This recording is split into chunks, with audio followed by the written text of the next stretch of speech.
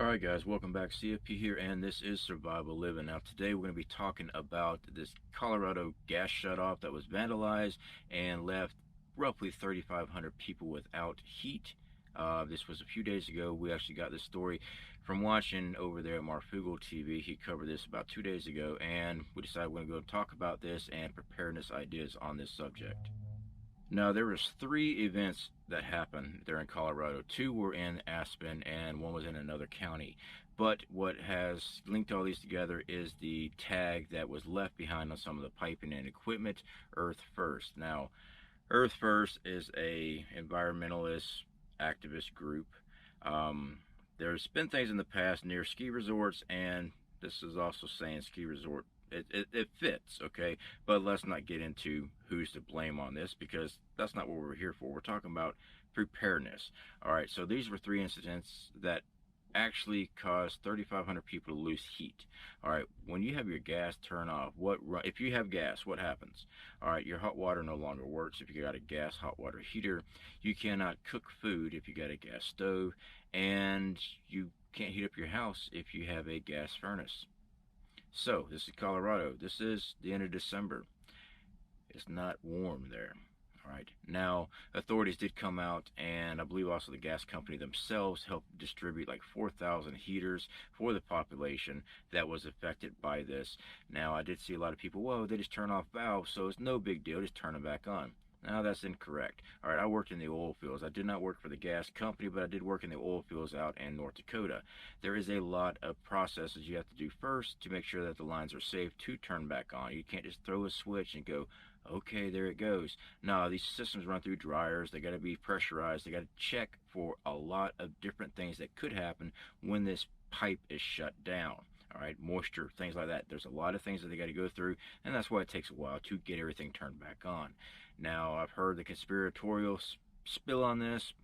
Hey, I'm not against conspiracy, but the fact is it does take a while to turn these valves back on. You can't just go out there and turn it, because if the process is done incorrectly, you can cause a major problem on down the road. Now, with this gas, okay, our gas lines and things like that are exposed. They're exposed all over the country, along with our power substations. Now, we've seen these side of the road. I see them all the time. If there is a chain link fence, there's no security. It's just a chain link fence wrapped around these power substations. It doesn't take much to cause harm on our country. And for some reason, there is not steps taken to protect these infrastructure spots. All right, there's a lot of bad stuff that can happen. There's a lot of bad people out there that want to cause problems. All right, in California, I did a story a long time ago when we first started this channel where people were shooting the transformers, and yeah, it happens. All right, these people were intentionally doing this. They were trying to cause havoc. Now, if the power goes out, and it goes out for a very long time, are you prepared?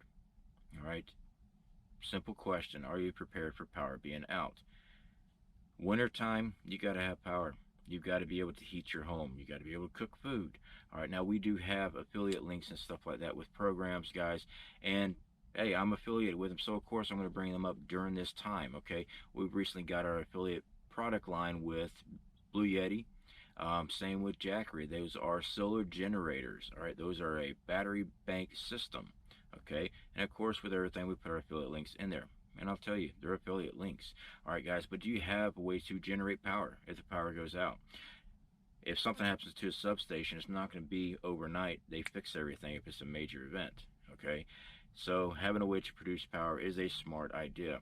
Also, cooking food, guys. All right, do you have a way to cook food? If power goes out and you got an electric stove, if power goes out and you have electric stove, gas stove, and the gas goes out, do you have a way of cooking food?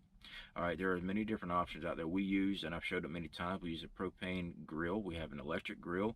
Propane and electric grill. Well, what happens if you run out of supplies? Well, we have solar.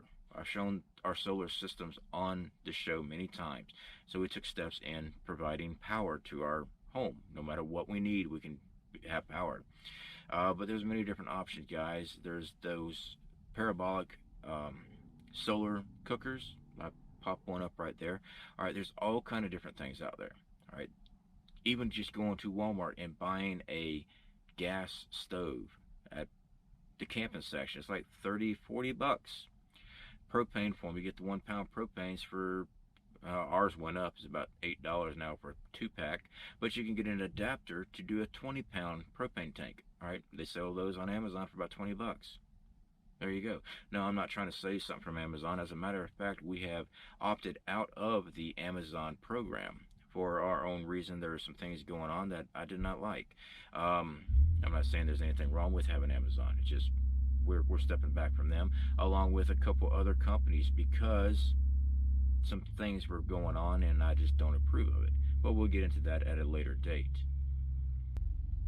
Now, along with electricity being taken out by a substation, being took out by a transformer, either by human interaction where they are setting to destroy something, or solar. Okay, the sun produces a lot of energy, and yes, we do have solar storms, or something major like an EMP. Do you have a way to get water? Water is not going to last very long on your lines. Okay, even if you left your valve spigots and everything turned off, everybody else that is on that line that has water pressure will be using it, and it takes more and more out of what's in your reserves as far as pressure in that line. That pressure will disappear, and then you won't have water. All right, on average, just depends on the type of house. It's really kind of hard to tell exactly how much water is in your line. I've averaged anywhere from 2 to 3 gallons of water from a power failure, but that's because I was able to catch it early. If everybody else has hooked up on that system, they ain't got no water.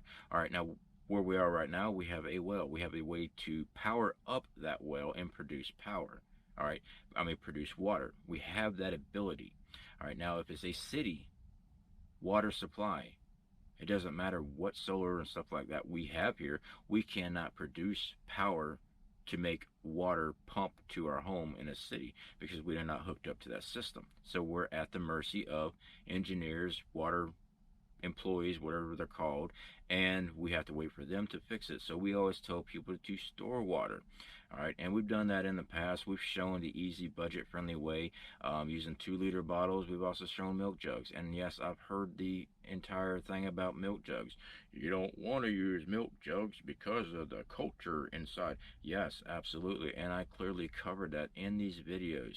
You wash out these milk jugs very vigorously. All right, use some bleach. Well, the milk jug's biodegradable. It's going to fall apart. Of course it will. It is not something that you're going to be storing for 20 years. It is a temporary fix. And clearly you didn't watch the video all the way through, because in the video we talk about every 4 months we go through our water stocks. We look for leaks, things like that. Well, water's not free. Well, no shit, Sherlock. Of course water's not free. But it's an easy way of getting water stored. Don't know why people want to fight preparedness. Well, it wasn't my idea. Bingo. Alright, guys. Love every single one of y'all. Definitely have mad respect for everybody here. And I'm open to comments and suggestions. But when you get nasty, I just ain't got no time for you. Alright, I got too much stuff I'm trying to accomplish. I'm trying to reach a lot of people that have not started preparing. So yes, when I see those comments where you're getting all mouthy, you're usually deleted. Hey, sucks to be you. Catch you guys later.